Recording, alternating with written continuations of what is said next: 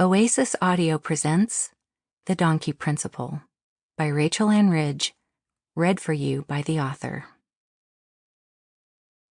For Ivy, Heidi, Hazel, August, and Caroline, may you always live your truest, bravest, and goodest lives. Foreword by Bob Goff. Not too long ago, I bought a 50-year-old youth camp. It smelled like hundreds of junior high school boys had lived there without taking showers. We stripped the walls down to the studs, gave away the bunk beds, cleaned up all of the Skittles we found hidden in small openings in the rooms, and repurposed the buildings to include suites where adults would be comfortable. The last thing we did was acquire an adjacent property and turn it into a farm. I don't know a thing about farming, but right away started collecting animals. We got a couple of everything: chickens, sheep, cattle, pigs, and horses. It felt like we had recreated Noah's wooden ark 2 by 2. I wondered how Noah felt when he let 2 termites on board his wooden boat after setting sail. Obedience always has a cost.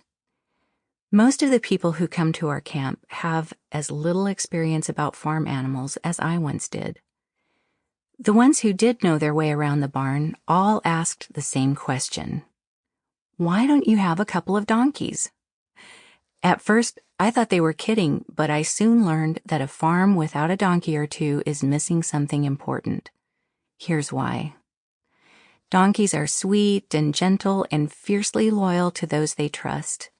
They are protective of the other animals and bond deeply with those who surround them. In a word, they exhibit the best characteristics we could hope to see developed in our own lives. God often drops the most unlikely teachers in our paths. The gift each of us is given in equal shares is the opportunity to listen to them. In this book, you're going to learn a lot more about donkeys than you probably have heard before.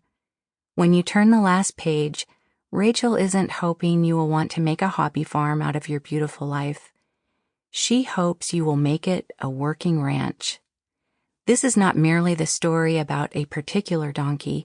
It is a story about you and me, how we can grow and what we might learn about our lives if we're willing.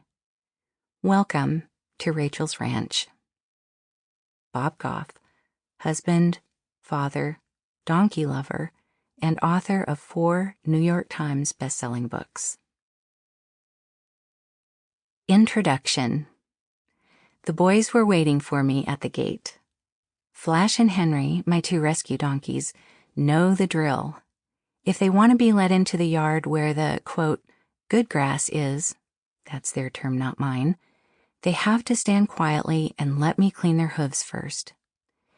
In my pocket, I had a stash of graham crackers, which I would dole out in bite-sized pieces after each cooperative hoof lift, but they were already nosing around in hopes of nabbing a pre-snack of their favorite treat.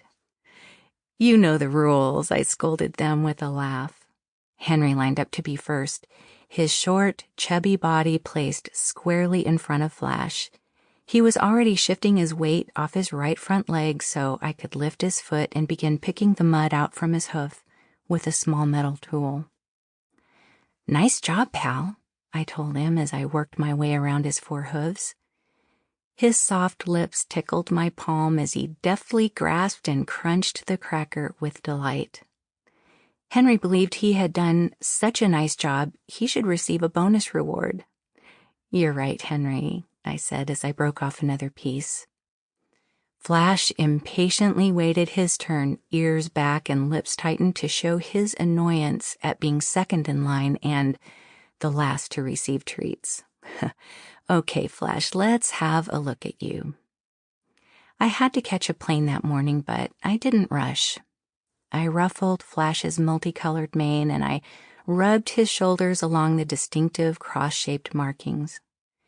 As I cleaned his hooves, I admired how hardy they were, perfectly suited for rocky wilderness treks. I ran my hands down Flash's strong legs, and I ended the session with a well-earned treat and a final scratch on his rump. I'd been invited to be a panel. Sample complete. Ready to continue?